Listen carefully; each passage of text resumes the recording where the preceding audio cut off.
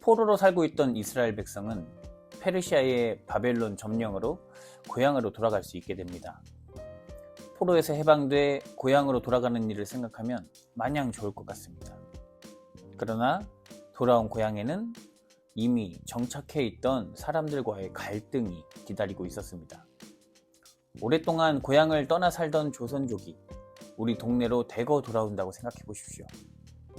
사람들은 환영하기보다 반대하기에 열을 올릴 것입니다. 유대 땅에 계속 살던 사람들에게 바벨론에서 돌아온 자들은 이방인이나 다름없었습니다. 유대 땅에 살던 정착민과 정착하기 위해 들어온 사람들 간에는 여러 가지 갈등이 계속되었습니다. 이러한 갈등 속에서 사람들은 어떻게 살아갈까요? 자신의 영역을 확장하기 위해서 끊임없이 싸웁니다. 싸워서 이겨야만 자신의 안전을 확보할 수 있다고 생각하기 때문입니다. 패배하면 모든 것을 잃는다고 생각합니다. 우리가 사는 사회도 똑같은 방식으로 돌아갑니다.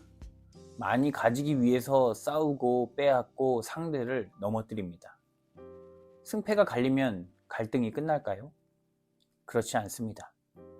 여러 가지 문제 중에 정말 큰 문제는 더 많이 가지기 위해서 싸우는 자신이 얼마나 가져야 하는지를 모르고 싸운다는 것입니다. 이러한 갈등과 다툼이 가득한 상황에서 사람들은 하나님을 생각할 여유가 없습니다. 먹고 사는 일에만 신경을 써야 살아남을 것 같기 때문입니다. 그러나 이러한 방식으로 사람은 영원히 자유와 평화를 얻을 수 없습니다. 모두가 같은 방식으로 살아가는 중에도 깨어있는 소수의 사람은 문제의 본질을 알고 공동체가 가야 할 길을 제시합니다. 이 시절에는 이사야가 그 일을 했습니다. 이사야는 갈등으로 아파하는 백성들에게 모든 사람의 아픔이 해결되는 구원의 날이 온다고 선포합니다.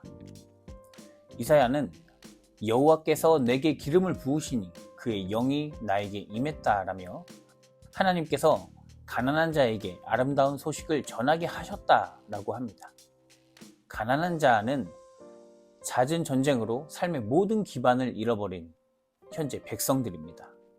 가진 것도 없고 막 고향으로 돌아온 자들은 잘 곳도 먹을거리도 마땅치 않았습니다.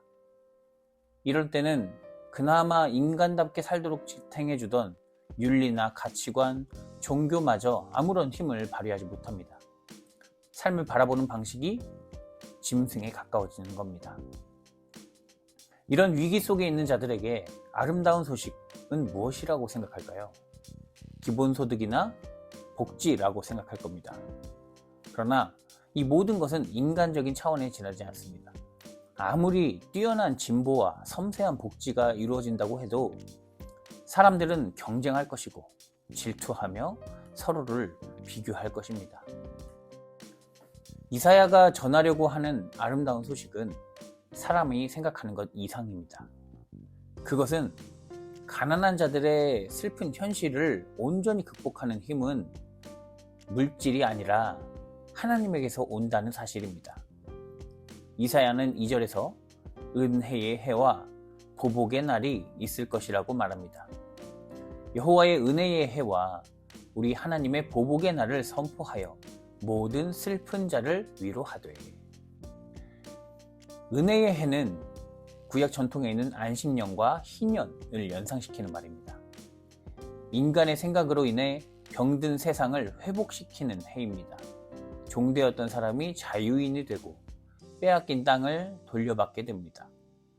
하나님의 능력으로 모든 생명이 자유를 누리는 날이 은혜의 해입니다.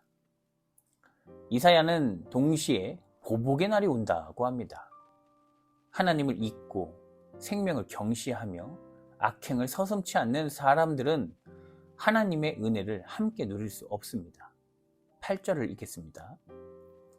무릇 나 여호와는 정의를 사랑하며 불의의 강탈을 미워하여 성실히 그들에게 갚아주고 그들과 영원한 언약을 맺을 것이라.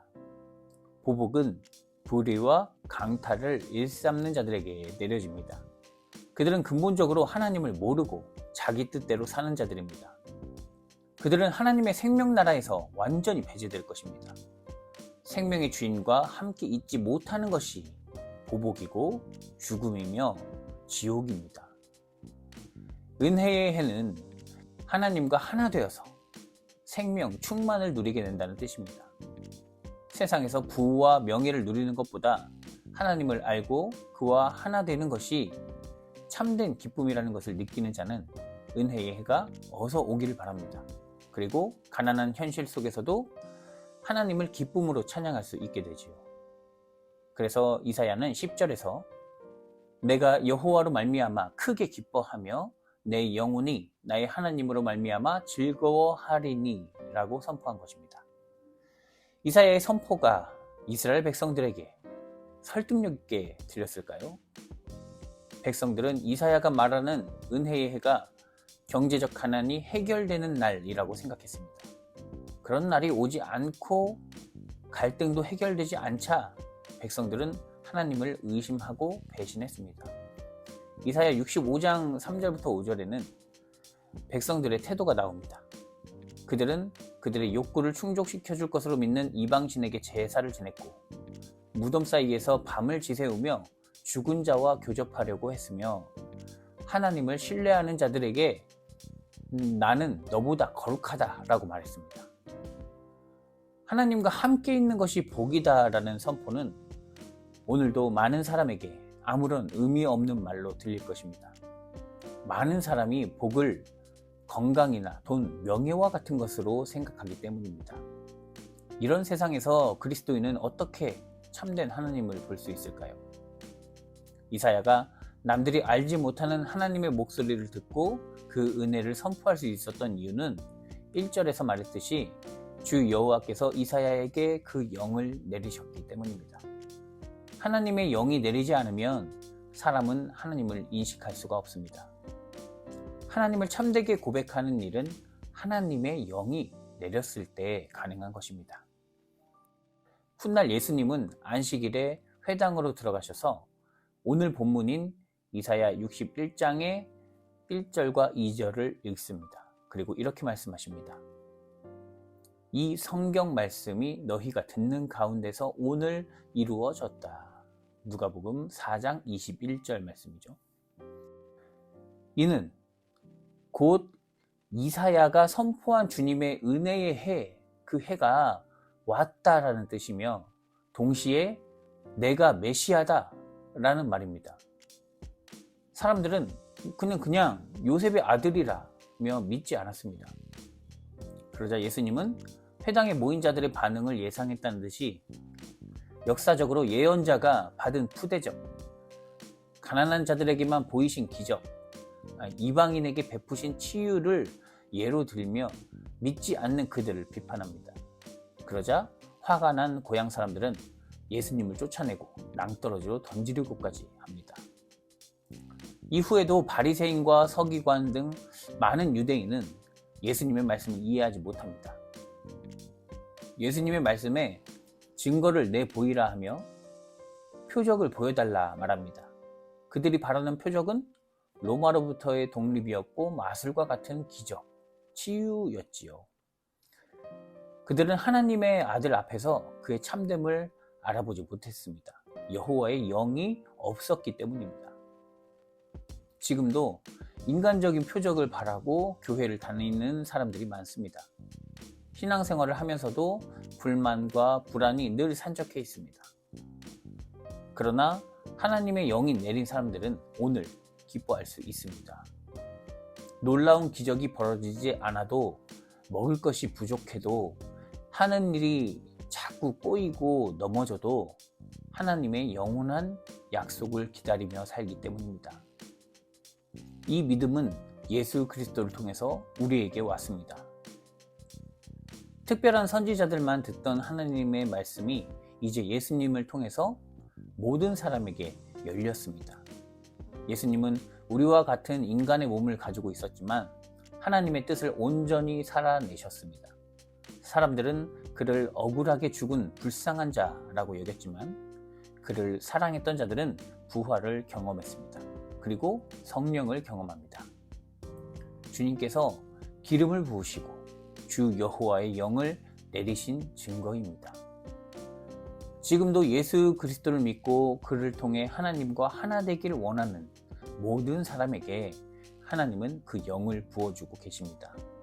그렇게 우리는 삶의 여건이 어떻든 삼위일체 하나님으로 말미암아 크게 기뻐할 수 있습니다. 사랑하는 성도 여러분, 우리는 지금 대림절을 보내고 있습니다. 예수님이 다시 오신다는 믿음이 우리의 생명을 온전하게 지켜줍니다.